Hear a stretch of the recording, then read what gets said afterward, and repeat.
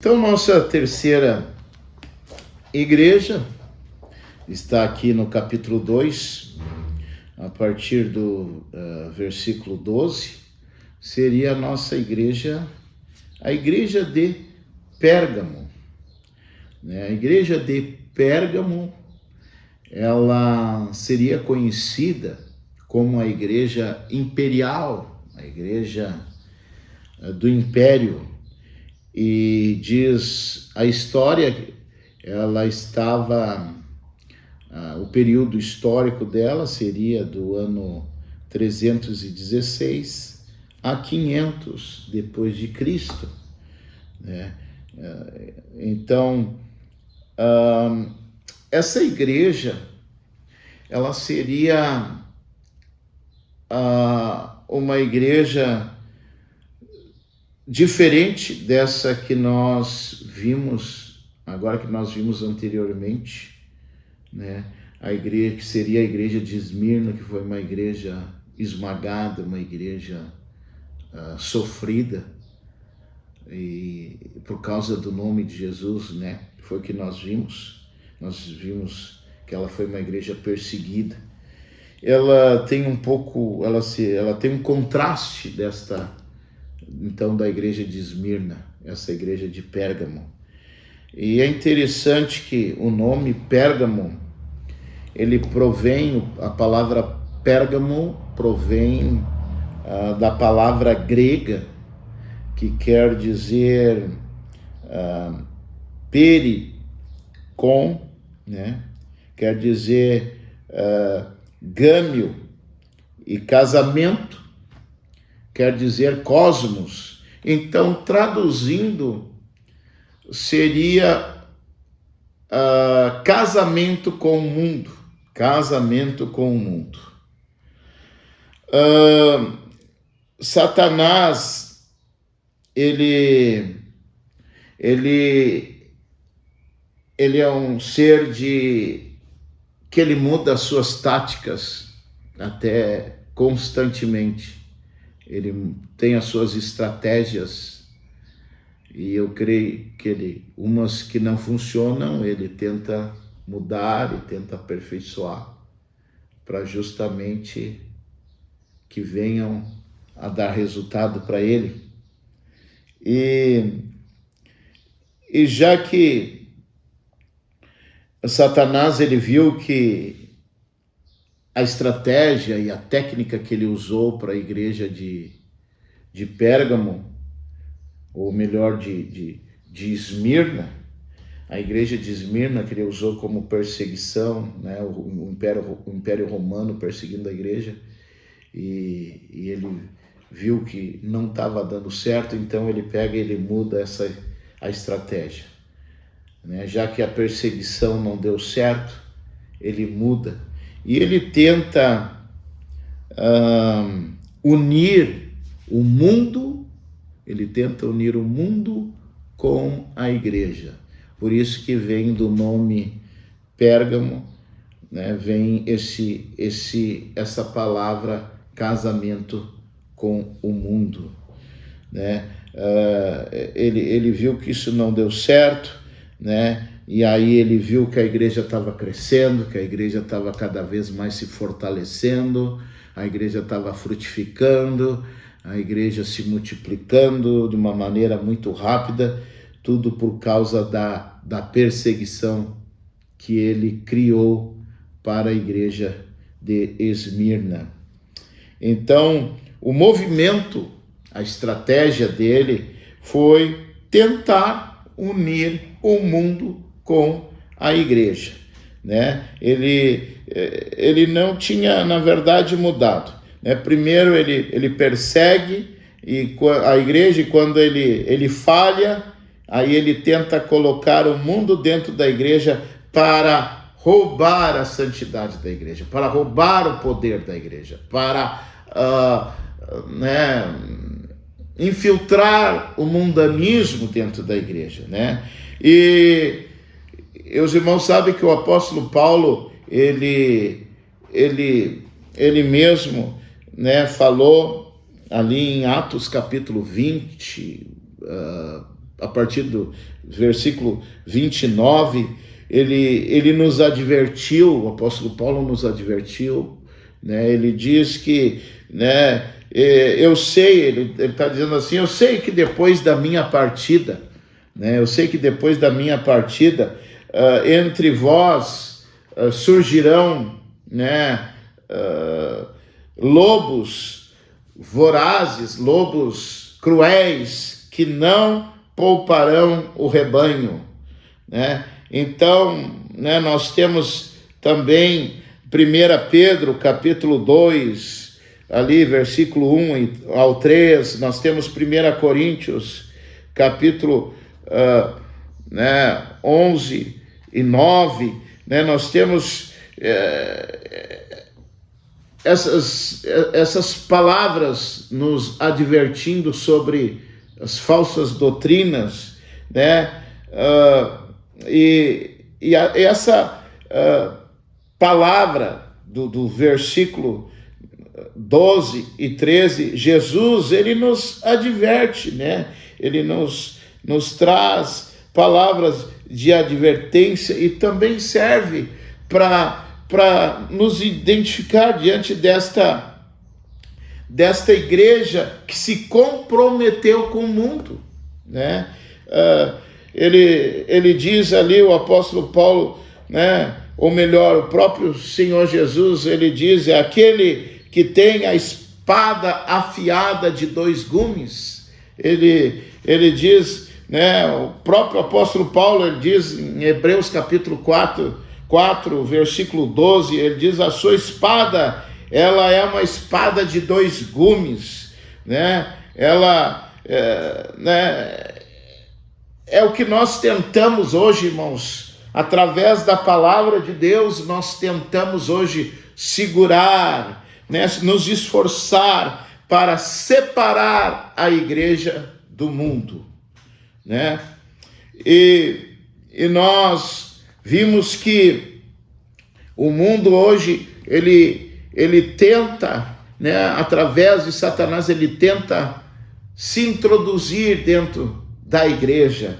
Isso é uma luta constante, é uma luta diária, é uma luta que nós temos que travar todos os dias, porque todos os dias Satanás vem com as suas artimanhas, todos os dias Satanás vem com as suas estratégias, com as suas maneiras de sutileza, né? Como quem não quer nada, vem sorrateiramente tentando entrar dentro das igrejas. Então é o desafio hoje do ministério apostólico fazer com que o mundo não entre dentro da igreja.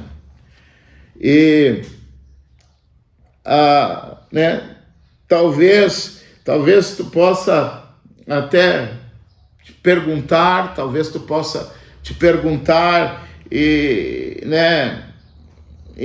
mas como, né? Como que entrou o mundo dentro da igreja, né? Na época desta igreja, né? Desta igreja de Pérgamo, né?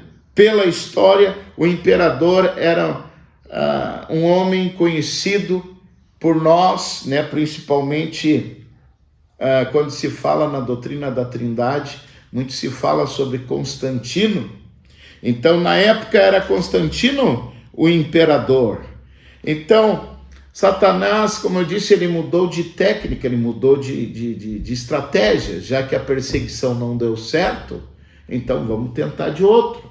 Vamos tentar introduzir o mundo dentro da igreja. E já que os cristãos eram perseguidos, diz a história que Constantino chamou os cristãos para uma reunião e para fazer uma negociação. E diz a história que Constantino, uma das palavras que ele usou, né, nessa reunião foi: olha, nós temos, vocês cristãos e nós da religião, né, católica, ele disse, nós temos algo em comum. Nós temos algo em comum, né? Por quê? Porque vocês, afinal de contas, vocês, né, crê, né, em Jesus, no menino Jesus, né? Nós também cremos, né? Nós fizemos menção de Maria, vocês também têm ela por uma mulher agraciada, uma mulher bem-aventurada, né? Vocês têm a cruz de Cristo, nós também temos, né? Né, vocês crêem nos ritos religiosos né, na Eucaristia e tantas outras coisas, vocês creem, nós também cremos, né? Então, nós vamos parar com a perseguição, e aí nós podemos estar mais próximos, podemos estar mais unidos, né? E aí, irmãos, a igreja começou, ou parou de ser perseguida, e aí, lentamente, através dessa astúcia de Satanás, através dessa comparação entre a igreja pagã e a igreja verdadeira, começou, né,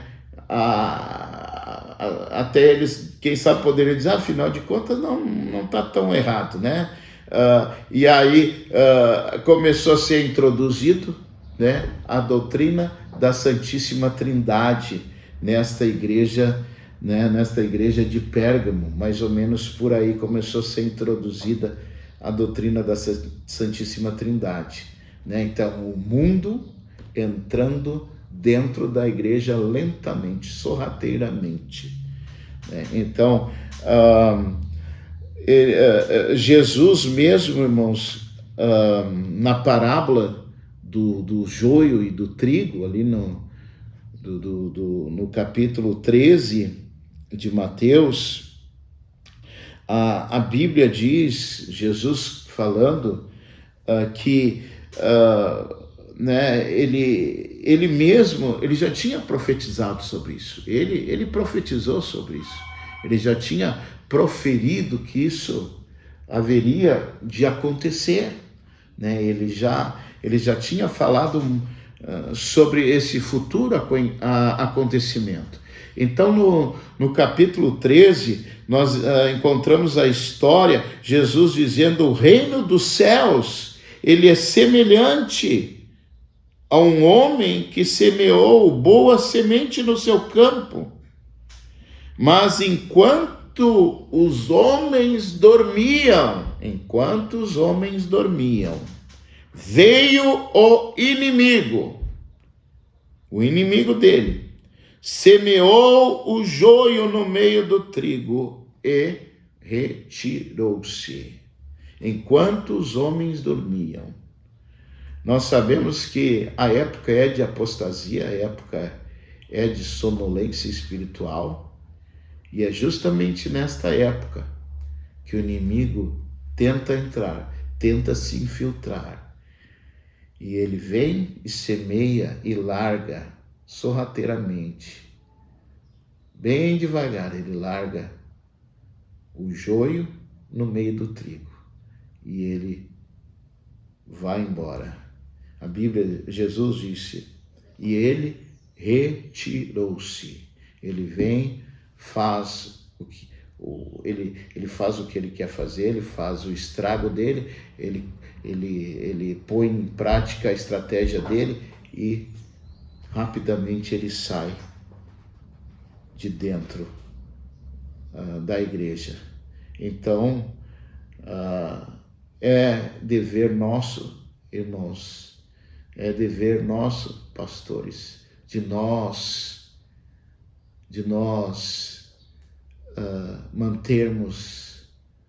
nos mantermos acordados, atentos para tudo que acontece na volta deste mundo, para que não venha nem o inimigo e semeie o joio no meio do trigo. Então, a importância de nós vigiar para que a igreja verdadeira, a igreja genuína, a igreja do Deus vivo, a igreja de santidade, a igreja de verdade, não venha a se contaminar com o mundo, não venha a deixar o mundo entrar dentro da igreja. Então, essa igreja que nós estamos estudando, nessa igreja, ela ainda continua sendo uma igreja desaprovada pelo nosso Senhor Jesus. Essa igreja de Pérgamo, que nós estamos falando sobre esse casamento que houve com o mundo, né, nós podemos ver e vimos que sorrateiramente Satanás introduziu o mundo dentro da igreja, né? E, na verdade, Constantino, esse imperador, ele mesmo se proclamou cristão, né? E por ele proibir a perseguição aos verdadeiros cristãos, ele já foi visto de uma outra maneira, já foi visto, podemos dizer, com bons olhos, já não perseguia mais a igreja, já era visto como um amigo da igreja. Então, era através do mundo entrando dentro da igreja, também entrou falsas doutrinas, né? E uma das doutrinas que entrou nesta igreja foi a doutrina de Balaão, né? Isso nós encontramos ali, né, no finalzinho desse versículo, né? O próprio Jesus condenando, né, advertindo que a doutrina que foi introduzida seria essa doutrina de Balaão, né? Então,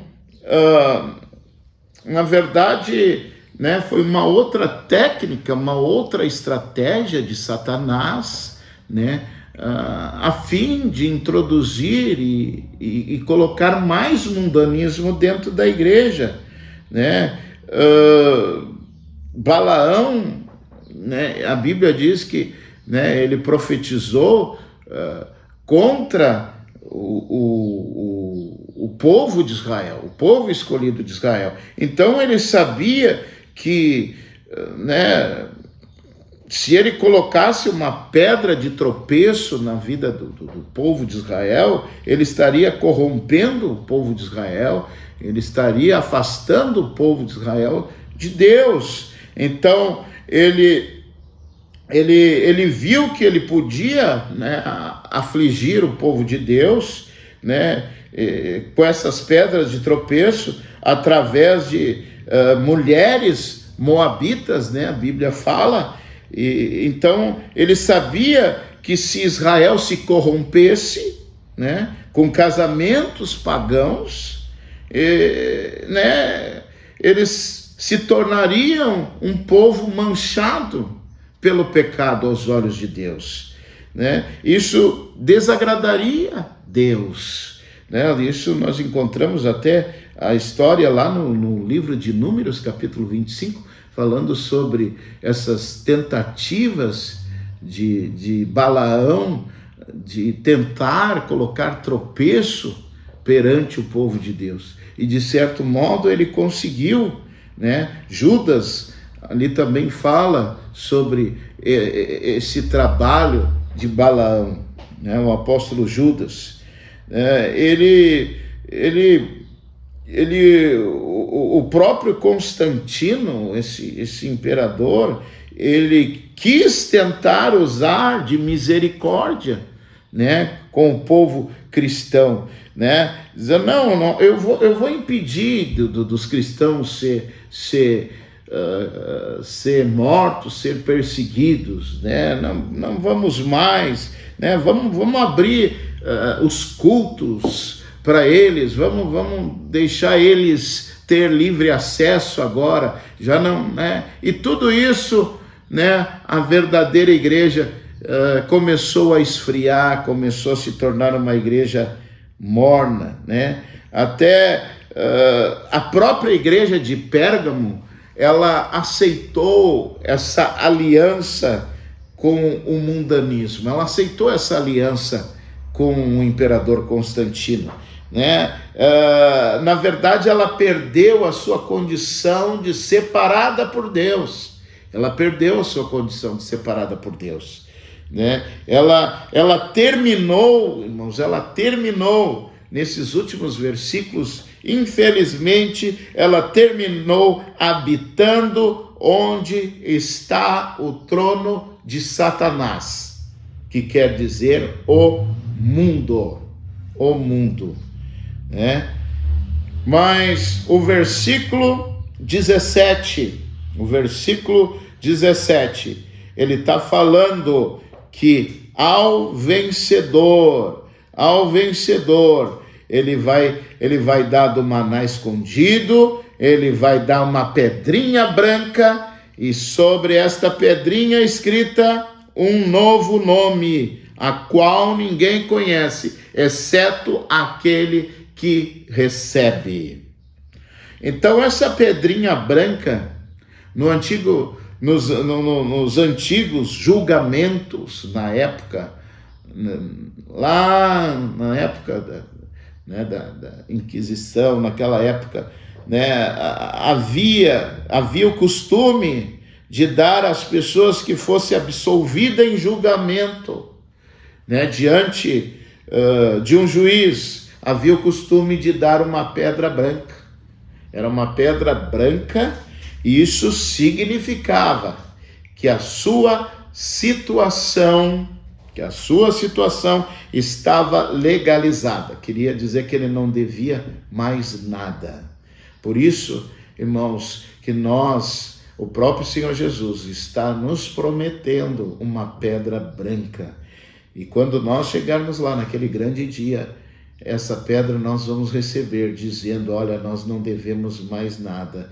Nós fomos remidos, purificados pelo sangue de Cristo. Nossa dívida foi apagada. Nossa dívida foi colocada em esquecimento, né? E a promessa do Senhor Jesus é: aqueles que vencerem a uma pedra, né, levará o meu nome, né? Os santos de Deus foram limpos, foram lavados, e os seus pecados foram perdoados. Sua situação diante da lei está remida. E purificada pelo sangue do nosso Senhor Jesus Cristo.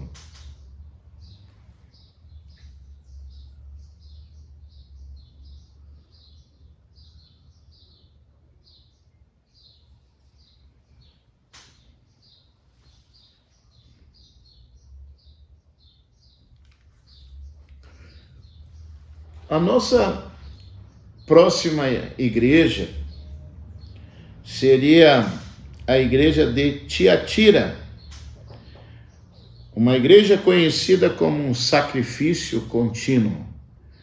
E o período dela diz que ela foi escrita do ano 500 ao ano 1500, né, depois de Cristo.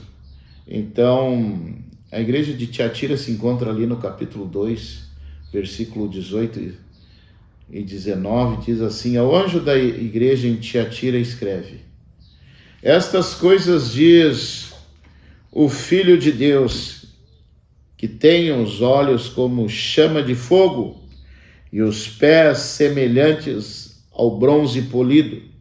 Conheço as tuas obras, o teu amor, a tua fé e o teu serviço, a tua perseverança, e as tuas últimas obras foram mais numerosas do que as primeiras. A igreja ou melhor, a história da igreja, da história secular, ela chama esse período muito apropriadamente chamado de a Era ou a Idade das Trevas, a Era das Trevas ou a Idade das Trevas. A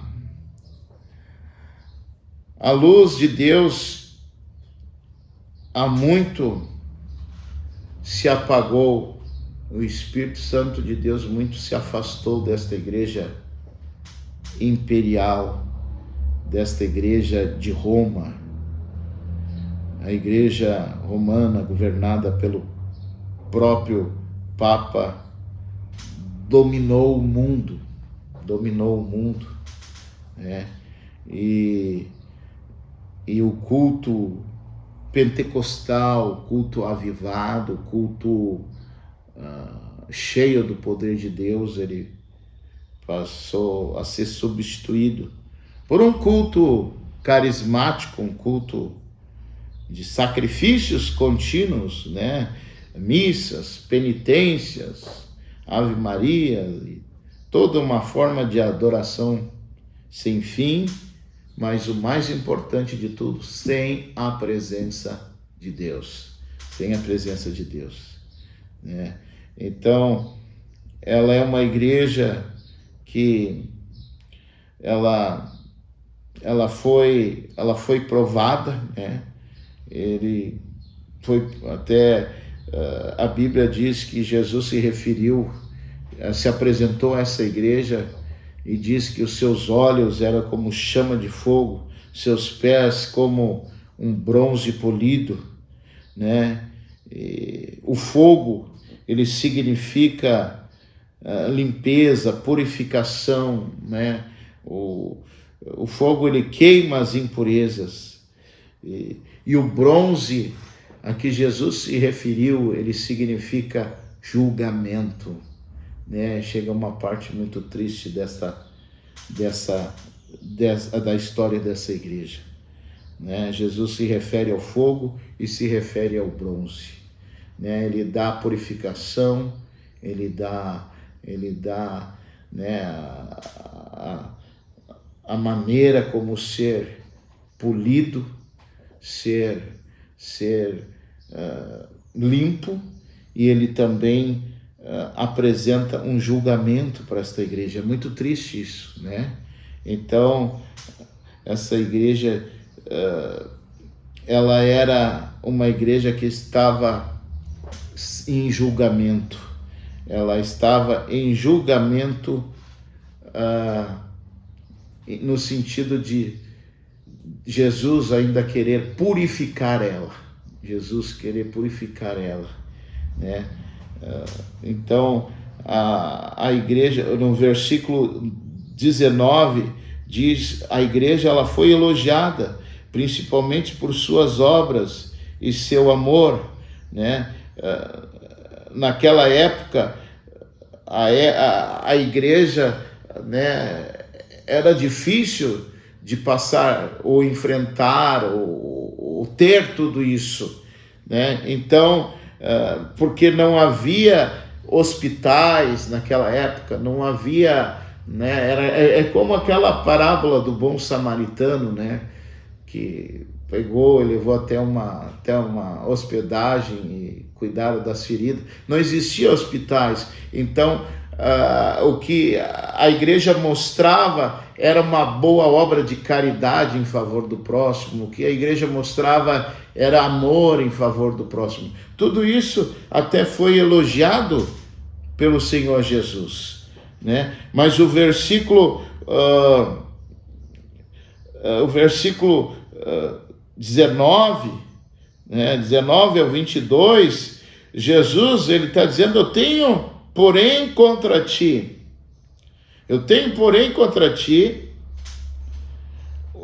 que toleras esta mulher chamada Jezabel, né? E que a si mesma ela se declara profetiza, não somente para ensinar, mas ela seduz os meus servos a se prostituírem, né? E comerem coisas sacrificadas aos ídolos. Ele diz: dê-lhe tempo para que se arrependesse. Ela, todavia, não quer arrepender-se da sua prostituição. Eis que agora está posto, bem como ela está posto, como em grande tribulação aos que com ela adulteram, caso não se arrependam das obras que ela incita. Aqui vem uma exortação, né? Jezabel, ela é um tipo perfeito, da igreja romana. Jezabel, ela era aquela mulher pagã, né? Até a Bíblia fala que ela era casada com um rei israelita, lá em 1 Reis, capítulo 16, ali, versículo 30 em diante, a Bíblia fala sobre ela. Ela trouxe, na verdade, culto pagão para o povo de Israel na época. Ela trouxe cultos de idolatria para o povo de Israel. Ela contaminou o culto do povo de Israel através da sua perversão, através do seu pecado, através da sua prostituição. Ela contaminou, né, o culto de Israel, combinou esse culto, né, com o culto a Baal. Ela fez aquela mescla, né, misturando o culto do Deus vivo com o Deus Baal. Isso tudo foi uma abominação muito grande para o nosso Deus, né? É por isso que hoje muitas igrejas aí fora têm esse culto de Jezabel, esta mescla, né? Onde de tudo um pouco é introduzido dentro das igrejas, né?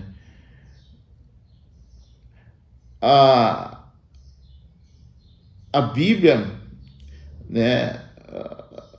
Ou melhor, se nós vamos ler ou estudar melhor, pesquisar sobre a palavra, o nome Jezabel, né? Ela é um nome muito pesado. A palavra traduzindo Jezabel, né, quer dizer que Jezabel quer dizer aquilo que é uma casta, né? Aquilo que até tem outra tradução daquelas que eu pesquisei, quer dizer até mesmo uma pilha de esterco. Que coisa triste, que coisa lamentável, que coisa abominável perante Deus, né? Então, a igreja pagã, ela se proclama a noiva de Cristo.